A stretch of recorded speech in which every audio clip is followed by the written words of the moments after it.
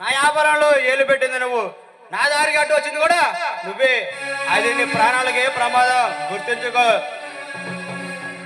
పిచ్చివాడా, ప్రమాదాలతో అడిగాడు. నాకు చిన్నప్పటి నుంచి సరదా. అమాయక రైలు భూములు దోచుకుని నువ్వు కోట్లు గడిస్తున్నావు. అదంతా తగ్గిస్తాను. నేను సంపాదిస్తున్నా ఏడుపు తప్ప నువ్వు బాగుపడాలని ఆలోచన నీకు లేదా? ఈ సమాజం బాగుంటే నేను బాగున్నట్టు అని భావిస్తాను. కోపల నుంచి కోట్లు గడేయాలన్న కోరిక నాకేమీ లేదు.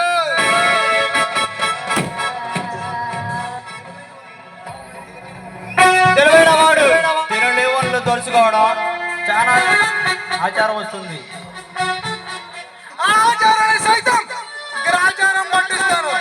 నిన్ను కటకటాల వరకు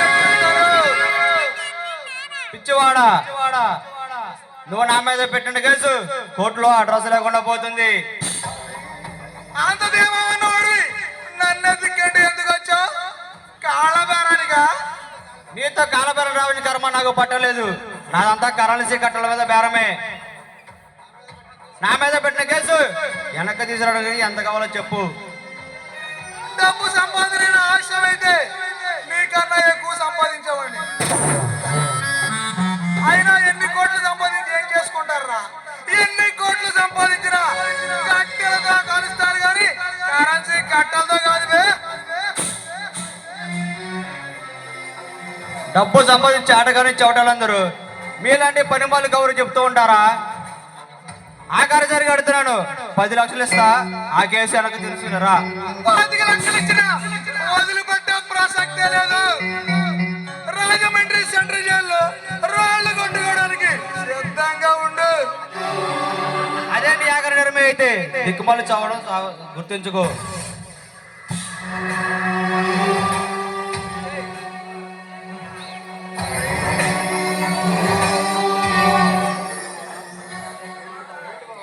ఏమిటి బావా వాడి గోల? వాడు అమాయకులను మోసం చేసి వాళ్ళ ఆస్తులు దోచుకుంటున్నాడు. అందుకే వాడి మీద క్రిమినల్ కేసు పెట్టాను. వాడు ఎలా చేస్తే మనకేంటి బావా? అలానే చూస్తూ ఊరుకోలేంగా లత.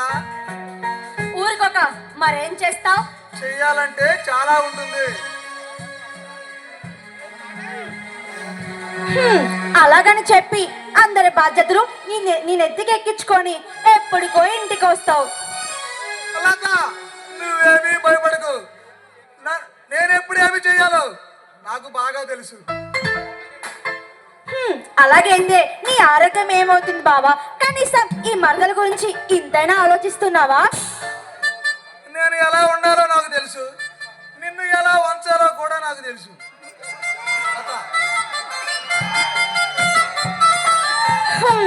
ఈ రోజేంటో అబ్బాయి గారు బాగా కవితలు వర్ణిస్తున్నారు.